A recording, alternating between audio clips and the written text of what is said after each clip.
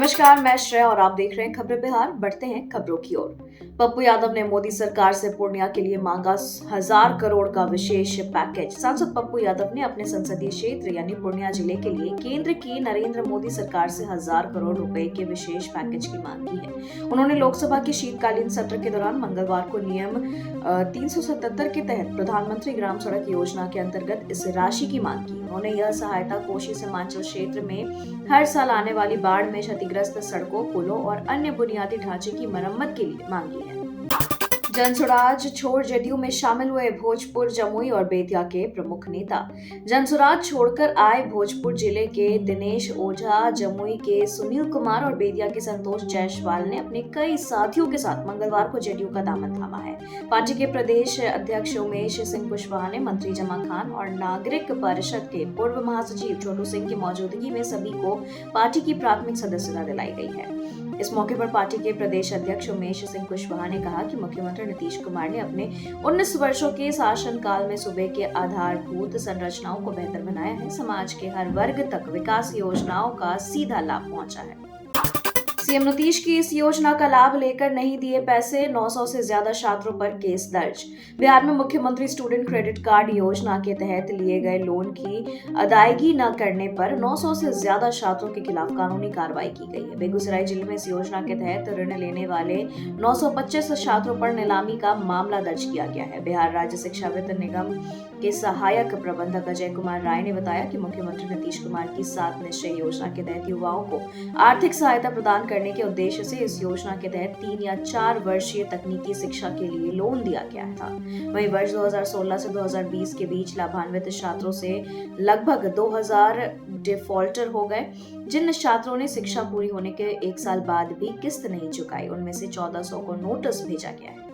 Private school के 7 लाख बच्चे कहां गायब हो गए? बिहार में फर्जीवाड़े का गजब खेल। बिहार में 1 साल में निजी स्कूलों से 7 लाख से अधिक बच्चों का रिकॉर्ड गायब हो गया है।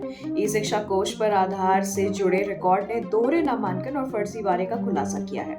2023 से 24 में निजी स्कूलों में बच्चों की संख्या 31 लाख थी, जो 2024 से 25 में घटकर 23 लाख हो गई है। इसमें से 6 लाख बच्चे बिना आधार वाले हैं, जिससे दोहरे नामांकन का शक गहराया गया है। नवादा, पूर्णिया और मुजफ्फरपुर समेत 7 जिलों में 30 से 50% बच्चों की संख्या घटी है। वहीं विभाग ने गड़बड़ियों को रोकने के लिए आधार आधारित नामांकन का निर्देश दिया।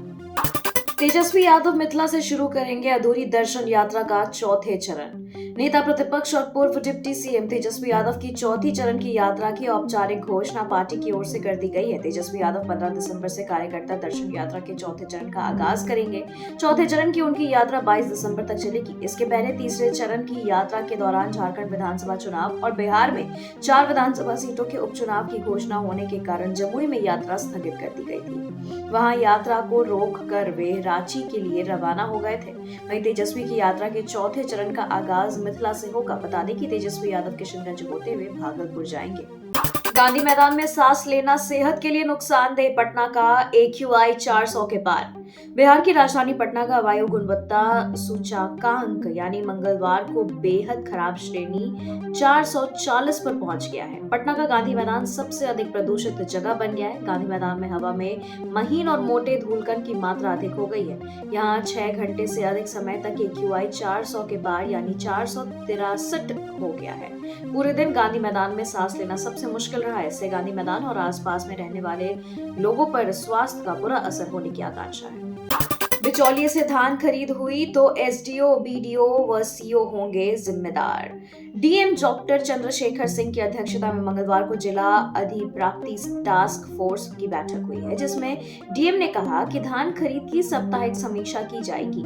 किसी भी प्रकार की शिथिलता, लापरवाही या अनियमितता पाए जाने पर दोषी अधिकारियों पर सख्त कार्रवाई की जाएगी। डीएम ने कहा कि सभी एसडीओ, बीडीओ व सीओ अपने क्षेत्र अंतर्गत गुणवत्तापूर्ण धान खरीद के लिए जिम्मेदार होंगे। किसी भी परिस्थिति में ऑनलाइन चयनित किसानों से ही धान की खरीद की जाए। सुल्तानगंज में पशु एम्बुलेंस से होगा पशुओं का इलाज। सुल्तानगंज प्रखंड में पशुपालक को अब परेशानी नहीं होगी। विभाग ने पशु एम्बुलेंस उपलब्ध कराया है। पशु एम्बुलेंस से अब पशुओं के इलाज में तेजी आएगी। कम समय में काफी पशुओं का इलाज सुगमता से होगा। बता दें कि पशुपालन विभाग पशुपालक के कॉल करते ही एम्बुलेंस से पशुपालक के द्वार पहुंचेगा।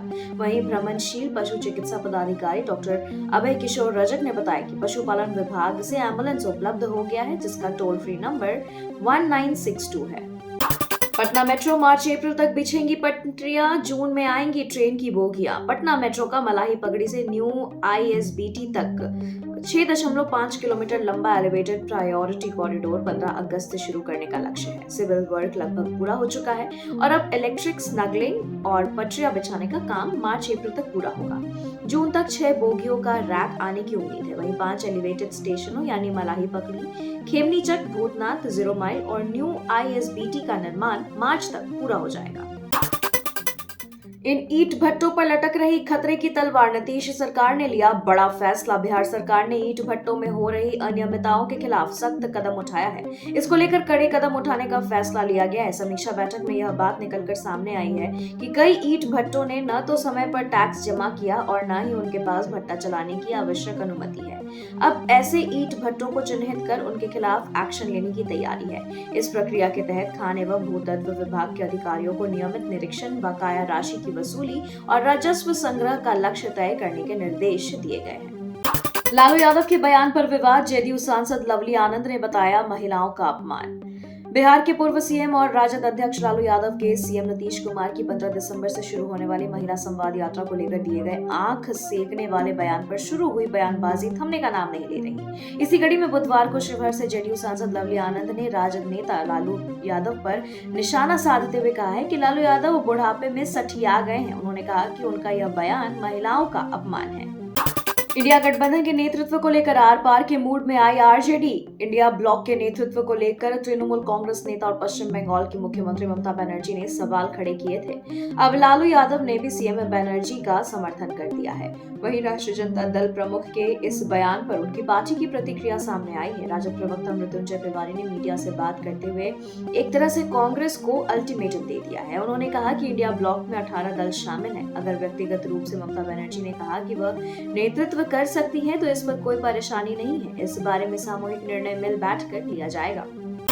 बिहार में रॉकी सिंह और रविलाल कोडवर्ड से शराब माफिया के नए तरीके सामने आए। बिहार में रॉकी सिंह और रविलाल दो नाम ऐसे हैं जिनको सुनते ही पुलिस सक्रिय हो जाती है। शराब माफियाओं की दुनिया के ये दो अनोखे कोडवर्ड को बिहार पुलिस ने डीकोड कर लिया है। रॉकी सिंह से RS और रविलाल से रेड लेबल की मांग की जाती है।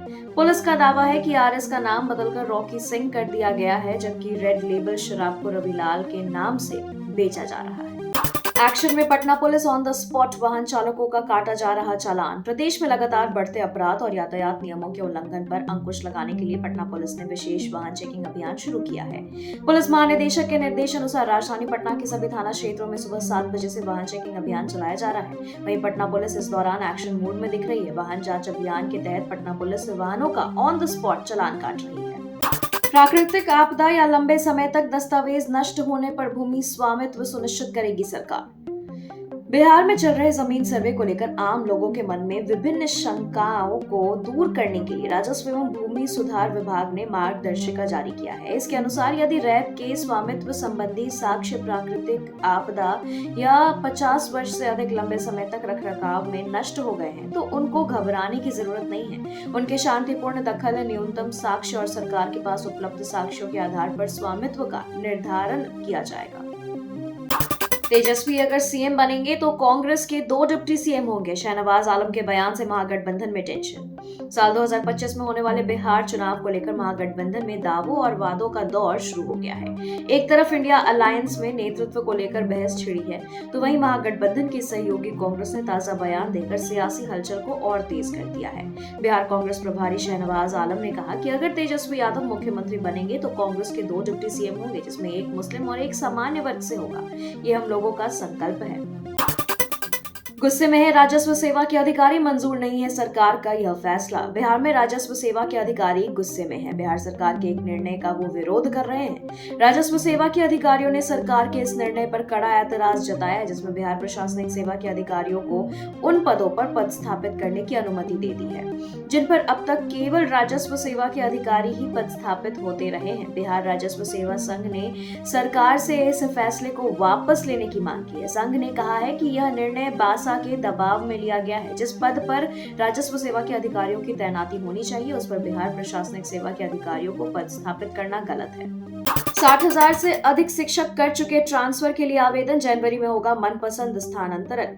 बिहार में सक्षमता परीक्षा पास शिक्षक अभ्यर्थियों की तरफ से ट्रांसफर को लेकर आवेदन शुरू किया जा चुके हैं। एक आंकड़े के मुताबिक सूबे के अंदर अब तक 60,000 से अधिक शिक्षकों ने ट्रांसफर के लिए आवेदन दिया है। इसके बाद अब खबर यह है कि शिक्षकों को जनवरी के पहले सप्ताह में उनके इच्छा के अनुसार ट्रांसफर कर दिया जाएगा। जानकारी के अनुसार राज्य के शिक्षकों को मन मुताबिक तबादले का लाभ जनवरी के पहले सप्ताह तक दिया जाएगा।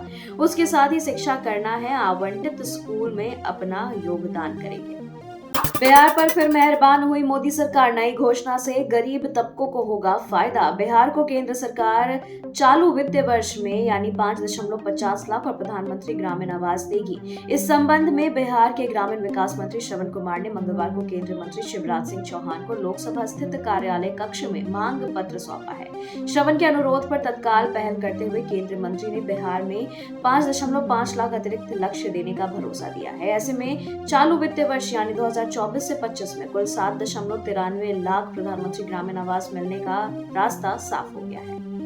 बांका में खेलो इंडिया अभियान के तहत जमुखिया मोड़ में स्टेडियम निर्माण की मिली मंजूरी। बांका के युवा खिलाड़ियों के लिए अच्छी खबर सामने आई है। भारत सरकार के द्वारा चलाए जा रहे खेलो इंडिया अभियान के तहत जमुखिया मोड़ स्थित मैदान में स्टेडियम का निर्माण कराया जाएगा।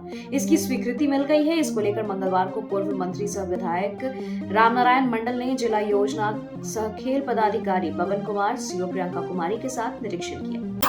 स्मार्ट मीटर में बैलेंस खत्म होने का अब टेंशन नहीं। स्मार्ट मीटर में बैलेंस खत्म होने पर बिजली कटने का अब टेंशन नहीं रहा। लोगों में इस बात को लेकर काफी नाराजगी थी कि बैलेंस खत्म होते ही घर या संस्थान की बिजली कट जाती है और तकनीकी कारणों से रिचार्ज भी नहीं होता।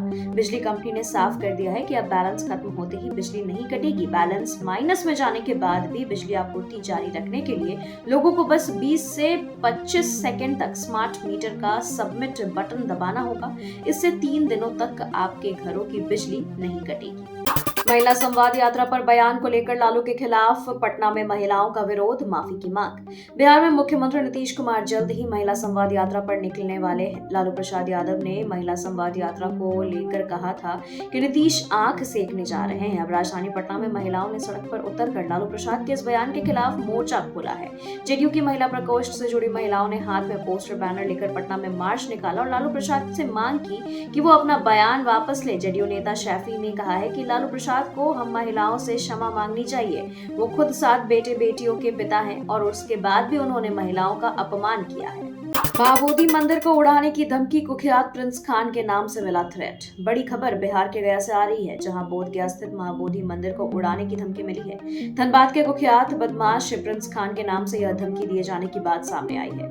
धमकी के बाद सुरक्षा एजेंसियां अलर्ट हो गई हैं और महाबोधि मंदिर की सुरक्षा बढ़ा दी गई है। महाबोधि मंदिर प्रबंधन समिति के नाम से भेजे गए एक पत्र में ISI के नाम से लेते हुए प्रिंस खान ने यह धमकी दी है। राज्यपाल ने झारखंड विधानसभा में हेमंत सोरेन सरकार का रोड मैप पेश किया। पश्चिम झारखंड विधानसभा के पहले सत्र के तीसरे दिन राज्यपाल संतोष कुमार गंगवार ने हेमंत सोरेन सरकार का रोड मैप प्रदेश के लोगों के सामने रखा है। उन्होंने उम्मीद जताई कि राज्य के सभी नवनिर्वाचित विधायक सुखी, समृद्ध एवं उन्नत झारखंड के निर्माण के लिए पूरी निष्ठा से काम करेंगे। राज्यपाल बुधवार को झारखंड विधानसभा में अपना अभिभाषण पढ़ रहे थे। राज्यपाल ने कहा कि सहारा इंडिया से पीड़ित निवेशकों की लड़ाई झारखंड सरकार लड़ेगी, निचली अदालत से लेकर सुप्रीम कोर्ट तक और सड़क से लेकर संसद तक। भाजपा विधायकों की बैठक में चंपई सोरेन ने विपक्ष की भूमिका पर दिया जोर। भाजपा विधायक दल की बैठक मंगलवार को प्रदेश कार्यालय में संपन्न हुई। प्रदेश अध्यक्ष बाबूलाल मरांडी और पूर्व मुख्यमंत्री चंपई सोरेन ने विधायकों को संबोधित किया। दोनों नेताओं ने कहा कि चुनाव में भले ही जनता ने हमें सरकार बनाने का अवसर नहीं दिया, लेकिन मजबूत विपक्ष के लिए हमें जनादेश मिला है। इस दौरान चंपई सोरेन मजबूत नेता के तौर पर नजर आए। पूर्व मुख्यमंत्री चंपई सोरेन ने विधायकों के क्लियर कट बात करते हुए कहा कि चुनाव परिणाम के दौर से बाहर निकलने का वक्त है। आप लोग अब तैयार हो जाइए। अब भाजपा के विधायक और कार्यकर्ता सदन और सड़क दोनों जगह सरकार की गलत नीतियों का विरोध करेंगे। खबरों के सिलसिलों में फिलहाल इतना ही। बने रहे खबरें बिहार के साथ। नमस्कार।